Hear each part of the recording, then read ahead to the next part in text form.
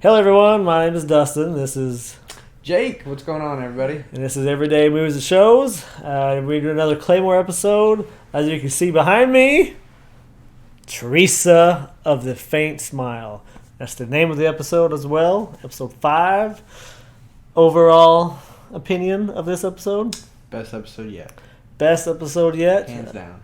Before we get into it, what do you think about my shirt? I got a Claymore shirt. So cool. So really cool. it's more of a manga shirt whenever... anyways, we'll get into that. But I just had to say something about it because that was awesome. I bought 2 of them, and the other one I will wear next episode, even though I don't know if YouTube will let me wear it because there's a little bit of nudity on it. Anime is crazy. No barriers with anime. No barriers. Anyways, this is probably the best episode thus far. Yeah, I really enjoyed it. It started off super strong. Super strong with a new Claymore that we're introduced to, Teresa of the Faint Smile. I thought she was awesome. I think she's my favorite. I like her more than Claire. Do you really? I do. You like her more than Claire? I like her more than Claire. Well, she is. I like Claire's humanity side. Like I like how she's more of a she's a Claymore, but she has more of a human side to her than Teresa does. But I love Teresa. I do. There's something about her that just draws me into her. Did you catch what rank she is? Rank? Yeah, what rank? Isn't she like the highest rank? Yeah. So She's like rank the most... 1. Yeah, she's the highest of the Claymores. So they scale down in rank. Yeah. 1 is the highest, all the way up to 47. I could be incorrect on the lowest rank, but yeah. Teresa, she's rank number 1, and she's very cold. You know, at the very opening scene, she's killing those Yoma, and then what she says to the townspeople about not paying. Yeah, about saying if they don't pay, or if the men in black don't, when he gets there, and if he doesn't get the money, if they give it to someone else by accident, then no one will come to the village again to, if there's any Yoma. I thought it was cool when she was rolling up in the city, and she smells them.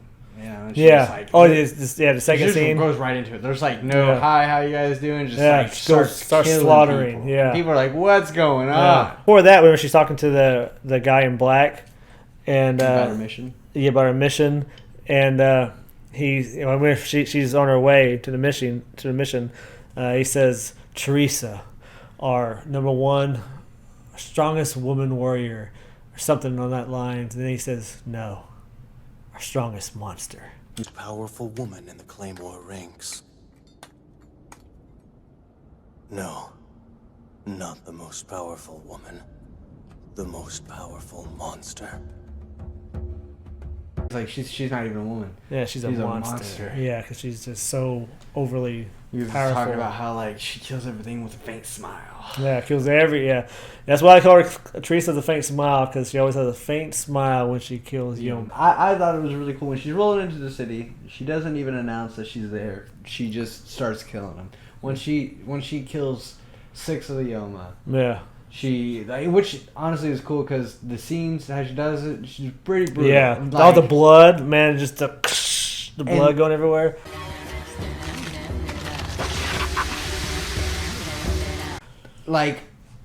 It was interesting because these Yoma just try to play dumb, which was probably the worst move that they could probably do. You're already giving up. You might as well just turn to a Yoma and start battling. The last 2 did. Yeah, but it didn't matter. They were good as dead. Yeah. DED. So she what? DED. Dead. You never saw that? DED. Anyway, she kills the 6 Yoma, and then she's like, okay, so my mission was to kill 6 Yoma, but on my way here I smelled 7. And I was like, that's a badass move right there, pulling that 7th card. She's like, so there's one more hiding among you, and then there's just a little girl, and the Yoma's standing behind the little girl, and she just comes up behind him, peers behind him, just cuts him in half. Yeah, and boom! The blood just goes all over this little girl. I was like, damn! The look, though, whenever she kills that Yoma, and Teresa looks down, Yeah. Right? And then the little girl is looking up. The look in both of their eyes really tells you something right there. Yeah. Like, wow. It was an intense split second of a scene. Yeah, it was really interesting. I mean, you gotta imagine being a little girl just standing there in blood, man. Yeah. Like, that's freaking, they don't know the name of the girl because she can't speak, so it's, and she keeps trying to get next to Teresa, and Teresa's not happy. Anyway, so the girl keeps walking up to Teresa. She keeps knocking her down, and finally she kicks the shit out of her, but she keeps on coming. After she knocks her down, they can't really figure out what to do with her. So yeah, she just leaves. She just leaves. Yeah. And the girl just kind of follows her. Yeah. On her way, and Right, she's at the camp, and that's where you hear the coolest music like ever. It's the same music that's in all of them that goes crazy. Dun, dun, dun.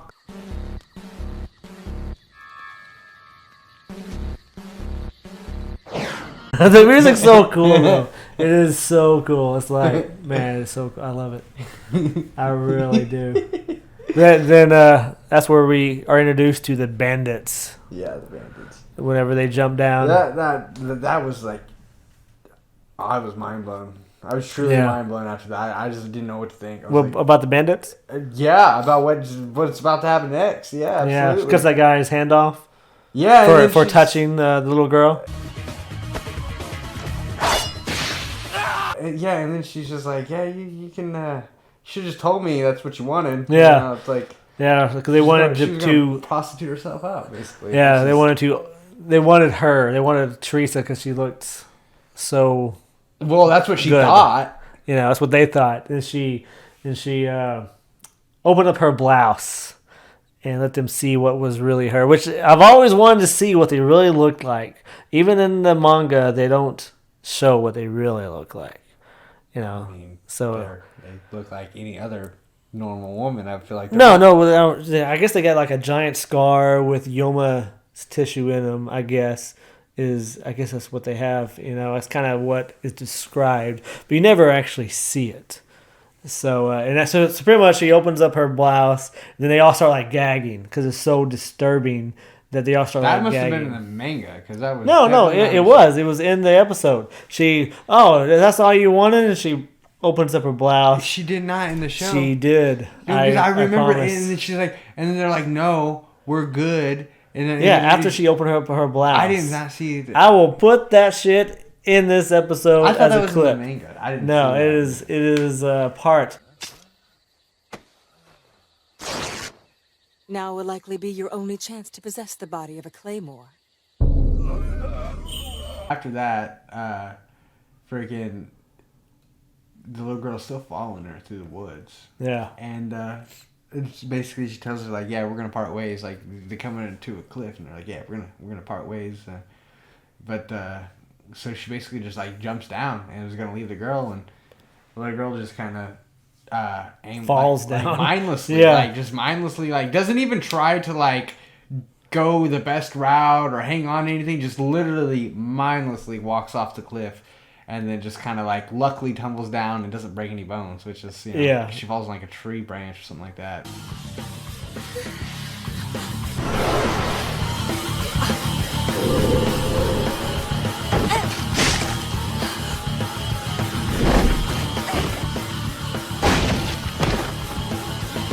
Pretty much knocked herself out though at the bottom. She's just knocked out. She's just asleep. And if it wasn't for Teresa getting her trace back to her and getting in trouble for her, she would have just left her.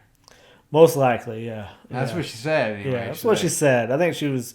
It's almost like she was trying to justify, maybe within herself, why she needed her. Because even after she grabbed her and she threw her in the water to clean herself, you see all the scars on this little girl's back, and you can see her expression or her defense, like her emotional defense, give a little bit. Once she sees all these scars that this little girl has, how she has a little bit of empathy. Yeah, she has a little empathy for her. 'Cause she knows that she was just Yoma's plaything for who knows how many years. Yeah. So she was just basically being tortured for all these years while she's with that Yoma. It's really, really, really messed up. Which I don't understand why Yoma would do that. Like that. Yeah, I don't know either. Well, like it doesn't make sense. Yeah. Because a Yoma isn't like they're not human beings. They don't have any like like they're conscious in terms of like their only goal is that to you've eat. seen so far. That you've seen so far. Right. I mean, like it's just they don't portray the Yoma to be like some kind of organized, well thinking. Like why would you take a slave? Like their only thing is to eat. Like. Yeah, but a lot of them we've seen thus far, they've been organized. They've been fighting in groups. In the second episode when Claire kills that winged Yoma, there was like a group of 4 or 5 of them. Well, yeah, but their whole purpose is to eat. Like they don't. They like I think of freaking Yoma like I think of a zombie. You know what I'm saying? Yeah. Well, not quite as mindless. That's what I'm saying. It's like they're slightly more intelligent, but they have no purpose to keep a slave. They have no purpose. I don't know why they would. Why? How would they happen, benefit from having versus they? Maybe some are just psychopaths. Maybe some of them, are psychopaths. Who knows? Interesting. Maybe whenever they took over that person's body, that person was a psychopath. And then they kind of went to a psychopath themselves. I don't know. But besides the point, that's what happened. She was captured by this Yoma, this little girl was, and that's when after we see her scars, we kind of see how much torture she had gone through her whole life. Yeah. And that's when Teresa showed a little bit of empathy and let her guard down a little bit. Feeds her, and she offers the food to Teresa. She's like, "Don't worry, I'll never go hungry on your account." Yeah. Which is really messed up. But she's like, "Oh, okay, awesome. And then she promised. She's like, "Go to sleep. I promise I won't leave." And then she wakes up and she's not there, and she's like, looks devastated. That's when Teresa comes back with the food. And everything. And then she's, towards the end, she's like, "All right, I can't just keep calling you girl. We have to name you." One of my favorite scenes. Yeah, we have to call you something. So she tries to speak, and she's blah, blah, blah, yeah, blah, she can't. Can't talk. Can't It's so spit, cute. yeah. It's so adorable. She's so adorable. The little girl has tries been so under hard. so much trauma. She can't talk anymore. So much trauma she's been under. That's what I'm saying. You feel bad, but it's like almost like it's she's very adorable kind of girl. You know what I mean? Like you feel really bad. It really makes you, pulls your heartstrings a little bit. Well, are you ready for this bombshell? What's that? Are you guys ready for this bombshell? The little girl, Teresa gives her a name. I thought was like the most lucky thing in the world. Like, how does that even work? What do you mean? How are you gonna? Oh, how do you name her the name that she was? Yeah. Well, doesn't even work. I'll explain it. There's actually an explanation. She names her Claire. After that, boom, it ends. The episode ends right there. That's when you realize, oh shit, this little girl is Claire. Because did you know that was Claire whenever you watched it? I got vibes, but no, there was nothing Claire vibes? confirming. Yeah. Confirming. I had, when the first time I watched it, I had little vibes, but you wasn't really for sure. Yeah, absolutely. You're There's no thinking, way to know. well, you're thinking, what's the point of this? Is what you're thinking. I was getting Rocky vibes, like hardcore. I was like, man, this really makes me think of like, because I didn't know that it was like a past tense kind of situation. Yeah. It doesn't clarify that when the episode starts. So it's like I thought it was in the same time frame that Claire was in. I was like, well, is this like Teresa's like another Claymore in the time of Claire, and this little girl is like basically like the second version of Rocky, basically, but like a girl version of Rocky. You know what I mean? I was like, maybe this is like she finds her Rocky and she doesn't turn into a Claymore. I mean, she doesn't turn into a waking being because she has basically found her Rocky. You know what I'm saying? That's the vibe that I was getting the whole freaking way. Well, now we know why Rocky. Claire took Rocky in. Exactly. We know exactly why Claire took Rocky in. It's different because Rocky isn't as helpless. He wasn't as bad off. Yeah. He wasn't Well, I mean, he got kicked out. He would have died out in the desert. If Claire wouldn't have saved him, he would have died out there. He would have been. He had passed out, down. He was down for the count, and then Claire came and picked him up and took him to town. I guess, yeah. It wasn't for Claire. Rocky wouldn't be around either. So, but yeah, anyway, that's when we get the bombshell. That's Claire, and that's when the episode ends. But the reason, so you're saying, how did she get that lucky name of Claire? Well, I guess there's like the goddess in this universe is Teresa, and then I guess her. I'll have to look this up exactly, but it's Teresa, and then the other name is Claire. And since her name is Teresa, then that's why she names her Claire for the goddesses. Mm-hmm. So I used to have a keychain, Teresa and Claire goddess keychain. Mm-hmm. I used to ride when I used to ride my motorcycle. You know, the little hope I stay safe thing. but that's why she named her Claire, because her name was Teresa, and that was the name of the two goddesses. Okay. That's why she named her Claire, but her name was already Claire. That's how I looked at it, anyways. But there's a couple differences in the manga that I want to. So first, I want to point. I made a mistake last episode. There's a couple things I didn't point out. I didn't even read the last chapter. I guess I forgot. So there's one key point, and we'll go back to the last episode when Claire defeats that Yoma at the Holy City. Mm-hmm. So whenever they're leaving, Sid in the manga, Sid comes up to Claire as they're leaving and gives her a big kiss, right around the lips, just big kiss. He says, "I gotta kiss you because she's so pretty." Naraki gets pissed and kicks him in the balls. Kicks him right in the balls. You know, because he's mad. He's kissing his girl. Yeah. Right? So they start tussling and everything. And then as they're leaving, Sid tells Rocky to grow strong, you know, for Claire. But it's pretty good. And him kissing Claire there at the very end. And Claire was totally shocked by it. She was like, "Oh, God, what's going on?" You know, because, like I said, she made friends of those people. Right. You know, and she's never done that before. So, and one of the guys who subscribed to us, thank you very much, he explained to me why Claire was the only one that was trained for this kind of convert mission, which I didn't realize either, which is pretty cool. He kind of explained it a little bit. Anyways, on this episode, the manga, I want to read, here it is right here. I want to read a section that is really messed up, and I wanted to actually read it. It's a short section. So this is Teresa talking. So it says, "I always thought my best feature was long black hair. Okay, but the people I trusted sold me to the organization, and on that day I lost everything.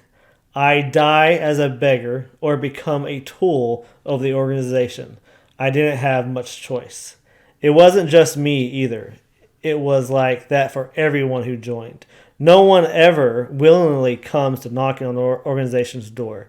My body was cut open too. I ceased to be a human and became something else. In that moment, my cherished black hair, my black eyes, all of the color drained from my body, leaving only these shiny silver eyes." Well, folks, that's a short message from our pastor. But is that not fucked up? Yeah. That is really messed up. That really tells you that most of these claymores, they were just stolen or sold to the organization and forced to be claymores. You know, cut open and forced to be these claymores. You know, that's really kind of dark. You know, it's really messed up. Jerry, there's nothing that surprises me with that organization anymore, man.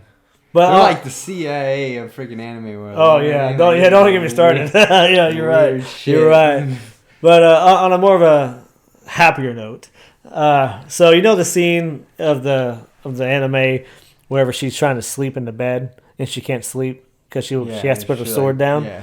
So in the manga. What she does is she's like, "All right, I can't sleep," you know. So she's getting up, and the guy knocks on the door for her food, and she comes to the door and she grabs her claymore and cuts the door down and kicks the door in. The guy's like, "Oh Jesus, you know, I have your food." She's just like, "I'm leaving," and she cuts the door down just because she can't sleep in there, and she's leaving. So she cuts the whole door down, which I thought was pretty funny. I really did. And did you notice? Or actually, I didn't show this, but in the manga, it gives a little bit of information. Teresa is the 77th generation of claymores. Right? She is number 182. So there's not very many of them. Yeah, it hasn't been very many. Yeah, she's 182nd claymore. But they've been around for a long time. Yeah, they live for a long time. But she's the 182nd, which I thought was which I didn't realize she was 77th generation. Yeah, what's the average lifespan of a freaking Claymore? I don't know. I do not figure that out. You can have figure that. out how long they've been around. Did you know that the town that she goes in originally to solve the Yoma issue was actually in the manga? It was actually requested from another town because all the Yoma was living in that town, but they're going over to the next town to feed. So that's why there's so many in that one town, because now if they were all eating in that one town, feeding in that one town, then a Claymore would get dispatched to kill them. But so instead of doing that, they were all going to another town and kill people, and then they return back and live as humans. Don't shit where you eat. Yeah, it's pretty smart, but not smart enough, because once Claire or once Teresa got there, on the right track. Yeah, they were on the right track. That's the. They shouldn't have been all caught with the pants down. Is what I'm trying to say. Like they should have all been over there at one time trying to freaking feast. Like go at night, go like two at a time. You know what I mean? Like a buddy system. Don't all go in. I think they were feeding there for a while. I think they were doing it for a while. So. It was just a matter of time, though, before they figured it out. Right, but I'm just saying, if they really want to play it smart, they shouldn't travel in groups like that. Yeah, yeah. Like small. Maybe they were thinking safety in numbers, but it doesn't matter. Not with the Claymore. not with Teresa. Not with the Claymore. Yeah, you could have 10 of them, and she's all going to be dead. But the episodes keep getting better, and they keep getting better. And this is like a 4-part episode. And at the end of this 4-part, you're just going to be like, oh my goodness, what just happened? So it's really, really messed up. But I love this episode. I hope you loved it as well. Yeah, it's my favorite one so far. Well, go out and pick up Claymore. I appreciate you watching. All right. Have a good one. Bye. Have a good one, guys. Later.